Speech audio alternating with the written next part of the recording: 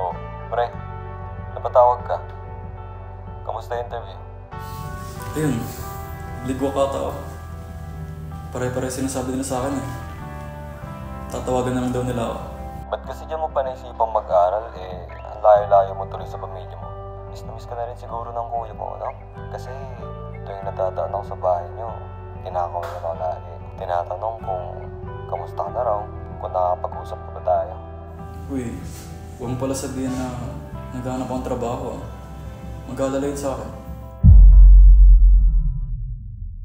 Pablo?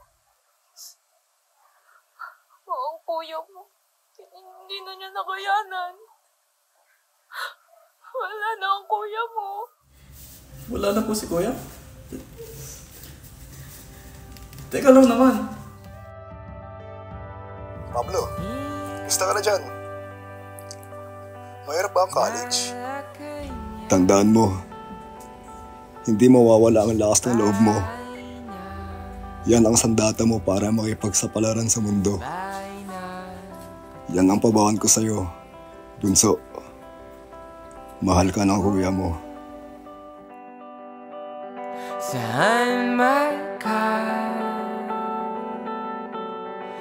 kapahinga ang iyong mga damdamin.